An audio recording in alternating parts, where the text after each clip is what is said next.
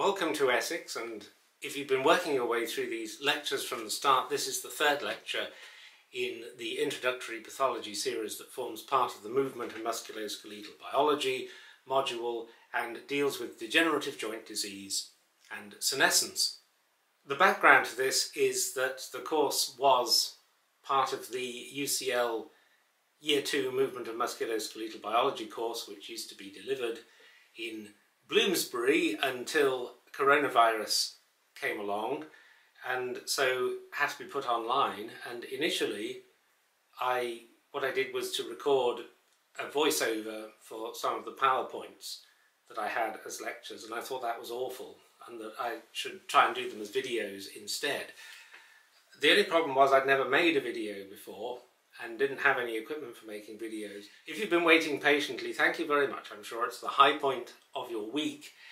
And the reason for the tardiness on my part is because I don't get paid for this. It's something I do in my spare time. I do get paid for being a coroner's pathologist, and it's certainly true to say that coronavirus has had some effects on my business. So without further ado, degenerative joint disease. There are two kinds of joints: synovial joints, which have a wider range of movement, and fibrous joints or synarthroses, which are fused. The synovium is lined by cells of two types. Type A cells are macrophages, which ingest any foreign particles that get into the joint space, and type B are synoviocytes, which secrete hyaluronic acid. And they do so from a large joint surface. It's villous, and so if you smoothed it out, it would be the size of a tennis pitch or whatever. I want you to see the joint, therefore, as an active area in which foreign material is being ingested, hyaluronic acid is being secreted, and an environment is maintained in which the joint can function smoothly. It's also necessary for the articular cartilage of the joint to obtain its nourishment from the synovial fluid itself, because articular cartilage is avascular, and this has implications, as we will see, because it does not regenerate if damaged. Here we have some different types of synovial joints which differ in morphology and the directions in which they move. Some are ball and socket types like the hip, there are hinge joints like the elbow, rather complex joints like the knee with its locking mechanism, and don't forget that most of the intervertebral joints are also synovial. Joints and bodies are held together by muscles and ligaments. When I worked for the National Health Service, we had this awful mandatory training, and one of them was something called manual handling, although, of course, matron, I never handle anything myself. There's no innuendo in these lectures. And we were told that bodies are held together by the shapes of the bones. No, they're not. They're held together by muscles and tendons, and this explains why, if the soft tissue rots away, skeletons fall apart, except in horror movies where they remain completely articulated. The synovial joint space is just that, a space between the bone, and it's filled with synovial fluid. Fluids are almost incompressible, so the bones do not touch, and this aids in the longevity of the cartilage because it is not eroded. It follows, therefore, that if the synovial fluid is lost, the cartilaginous surfaces become opposed and attrition and erosion occur, and this will be, by and large, irrevocable because articular cartilage is avascular and does not regenerate. Cartilage is mostly made of collagen. 90% of it is type 2 collagen. But like the whole body, it's actually mostly water, and if you remove the water, you have left a dry and brittle substance which is friable and easily eroded. Here we have the head of a normal femur. It's been shelled out of the acetabulum, it's smooth, white, glistening. The little fleshy part is the ligamentum teres that's still adherent. And this intact, pristine joint surface provides a smooth articulation with the innominate bone. Joint mobility depends on the slipperiness of the surfaces, the lubrication, the lubricity. Lubricity also has another meaning. Victorians were wont to complain of unseemly lubricity, which referred to sensuality. Cartilage function depends on proteoglycans, which are hydrophilic, therefore remove the water and it doesn't function properly. And this is a change that occurs in the course of normal aging. Osteoarthritis is normally regarded as wear and tear of the joints. It's somewhat more than that. It's a consequence of aging. It's irreversible. There's a progressive decline. It's more commoner in females. Partly this is genetic and partly it's because females tend to be heavier with weaker muscles, and so the joint is subjected to more trauma in the course of ordinary movement. Should your patients complain of osteoarthritis, the most simple thing to do is to advise them to exercise to build up the muscle tone, and also to advise them to lose weight because they're having to bear extra load on the joints. This is easier said than done. You know that people are desperate when they ask the local pathologist for medical advice, but one lady who asked for advice on her aching knees was told that it tends to be a problem with larger ladies. She hasn't spoken to me since. There are, however, things called Heberden's nodes, which are on the distal interphalangeal joints of the fingers, and that shows that osteoarthritis isn't solely wear and tear. There's some distribution to the lesions which isn't due to simple trauma. The articular cartilage gradually wears away, and because this is pathology, it has a special terminology. Firstly, part of it flakes off, then it becomes rather fibrillary, which is fibrillation, and finally when the cartilage is completely eroded, the outer surface of the bone, the cortex of the bone, resembles polished ivory, a texture, a process which is known as ebonation.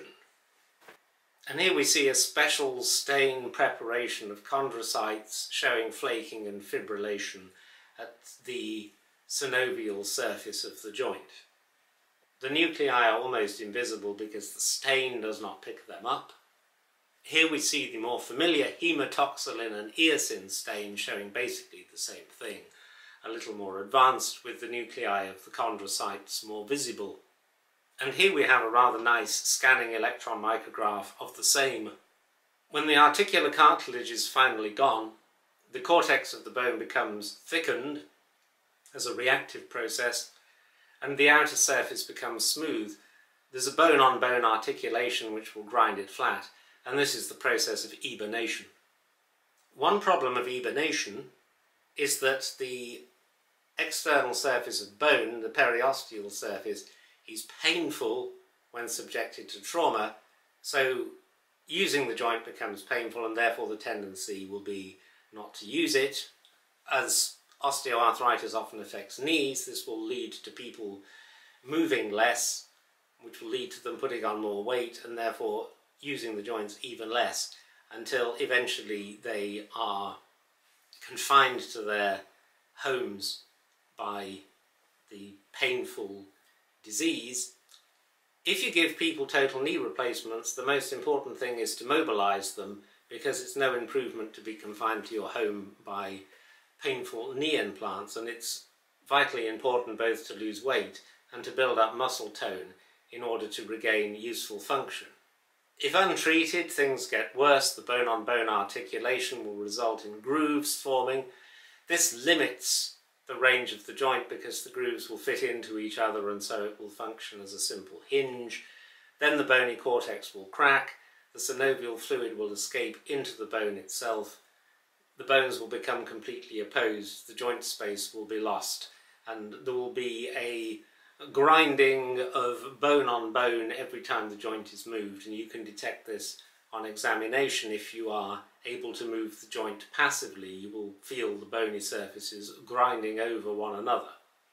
Here we have a classic radiograph of osteoarthritis showing the four key features, the first of which is loss of the joint space, so the acetabulum is opposed to the head of the femur. There's no space in between them at all.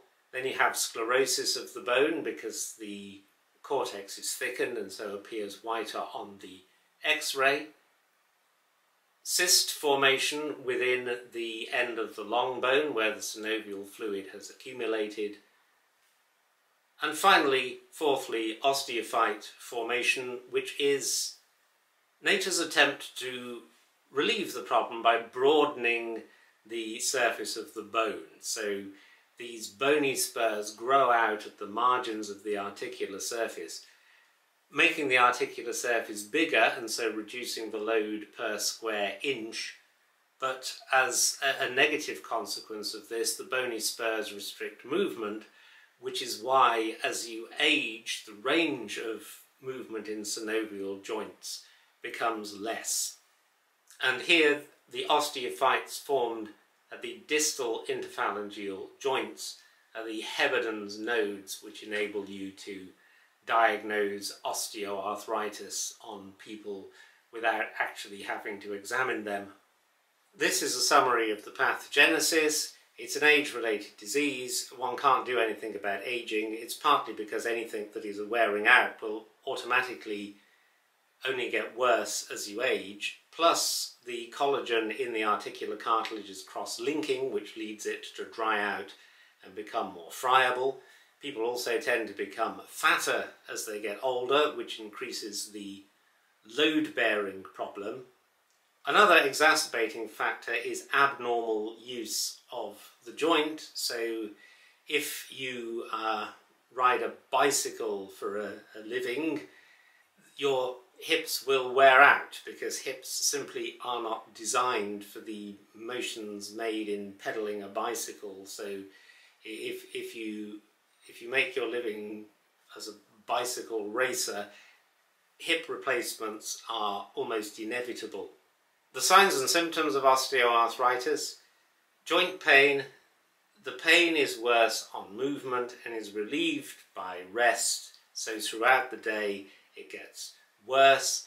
There's a crackling or crepitus of the joints, which is due to bone-on-bone articulation. It is not the same as the crepitus from cracking your knuckles, which actually comes from gas coming out of solution when you forcibly expand the joint space, because if you do that, fluids don't expand. So in order to fill the joint space, there has to be some gas popping out of solution, and that's where the knuckle cracking sound comes from. There's limitation of movement, as we mentioned, because of osteophyte formation, and along the spinal column, the growth of osteophytes will impinge on exiting nerve roots, particularly in the lumbar region, and this will give rise to the rather unpleasant and aching leg pains of sciatica. That was primary osteoarthritis. There can also be secondary osteoarthritis because there's been some underlying damage to the joint. This can be due to trauma, so if there's been a previous fracture which has not healed properly. It can be due to inflammation, tuberculosis, gout, some of the things we mentioned in the first lecture in the series. Now let's move on to rheumatoid disease. The opening picture shows the artist Claude Monet, who continued to paint in old age despite suffering from quite bad rheumatoid arthritis, as you can see from his hand. Fortunately, he was a French impressionist, so it doesn't matter too much if what you paint doesn't really look much like what it's supposed to be, because, hey, that's impressionism. And here's a rheumatoid knee, which I think occurred in one of the previous lectures, which has been split open so you can see the top of the tibia and the lower part of the femur with the femoral condyles. And it has this typical inflammatory bread and butter type appearance of serosanguinous exudate, which characterizes an inflammatory process. It's probably a group of disorders rather than a single disease. It tends to have a relapsing, remitting course rather than relentlessly downhill as osteoarthritis does. And because it's inflammatory, the joints will show the symptoms and signs of acute inflammation: redness, pain, swelling and heat. It's a systemic autoimmune disease, so in addition to the joint problems, there are problems in the eyes, the pericardium, the pleura, and various other places. And here we have a comparison of hands between osteoarthritis and rheumatoid arthritis, showing the Hepidens nodes of osteoarthritis and the ulnar deviation at the metacarpophalangeal joints of rheumatoid arthritis. The thumb also has a characteristic hyperextension deformity known as boutonniere. And here's a radiograph of a rheumatoid thumb. Incidentally, osteoarthritis is sometimes called osteoarthrosis because it's not actually an inflammatory disease, and so pedants will insist that it can't have the suffix itis. Rheumatoid disease tends to be familial, about half of the risk is genetic, and there may be an underlying infectious cause. It is sometimes called rheumatoid disease rather than rheumatoid arthritis to make the point that it's a systemic process. The pathogenesis involves the processes that were covered in the first lecture, the inflammatory processes. The neutrophils that accumulate in the joint space are known as pannus. The inflammatory process is erosive of the adjacent bone. And there are also systemic changes of vasculitis and the formation of rheumatoid nodules, which are a type of granuloma, often found in the subcutaneous tissues of the elbows. The word pannus, incidentally, is apparently the Latin for tablecloth. Isn't that interesting? Another possible etiology of secondary arthritis is involvement of a joint by gout. Here we have a gouty tophus and a urate crystal viewed by phase contrast. One last cause of secondary arthritis are congenital conditions affecting the shape of the joint, of which the most striking example is congenital dislocation of the hip. This affects a proportion of babies whose femoral heads slip in and out of their acetabula quite easily. It's therefore important to check newborn babies to ensure that they do not have hips that can easily be dislocated. Now, how do you do this? Well, I'm quite happy to demonstrate. I have no idea what the resolution on your screen is like, but just for the avoidance of all doubt, this is not a real baby. This is a doll. No, there are no children here. Convent House is a child-free zone. She's only allowed in because she supports Brexit. But how you do it, you lay the child on its back, lift up the legs, and then rotate the hips around to see if they make a clicking sound, and if they do, the child has congenital dislocation of the hip. If this is not fixed, and you fix it by immobilizing the hip until the bone has properly united, and this is fine in babies because they're not going to walk anywhere, but if it's not fixed, then you will find that the femoral head will become displaced. It will then become ischemic, it will lose its normal shape, and therefore the articulation of the joint will be abnormal and secondary arthritis will develop. This is also a problem in dogs, particularly the German Shepherd. On the left we have the modern version of the German Shepherd with abnormal hip joints, an abnormal posture, and a sloping back, a rather sad sight. And on the right, from around 100 years previously, we have a proper German Shepherd, a strong, healthy animal with a level back. It really is sad to see the degeneracy that's been deliberately inbred into these animals by humans in under a century. As they age, they are prone to develop arthritis because of the abnormal articulation. This is an X-ray of an older child who had untreated congenital dislocation of the hip. The femoral heads have become necrotic. This is known as Perthes disease, P-E-R-T-H-E, and is due to the regressive retroactive blood supply of the femoral head. It has to come back up the femoral neck, so if you displace it, it undergoes ischemic necrosis. Finally, if you're going to go through a medical course and for the rest of your careers, people will ask you the causes of things, and it's useful to have a systematic approach. A common one is cat in bed, dividing things into congenital and acquired, then traumatic, infective, neoplastic, endocrine, blood, and degenerative. That wasn't even in the right order, was it? It's just never going to happen. So with regard to the osteoarticular system, congenital causes of arthritis, congenital dislocation of the hip, traumatic, fractures that have not healed properly, infective, well, septic arthritis, neoplastic, you'd have to be very unlucky to get osteosarcoma in a joint, blood, and also biochemical abnormalities, so things like gout, which we've mentioned, and the abnormality of iron metabolism, hemochromatosis, which can lead to deposits in the joint.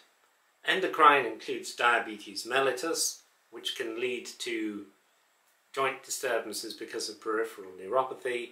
And finally, degenerative, which is osteoarthritis. Thank you.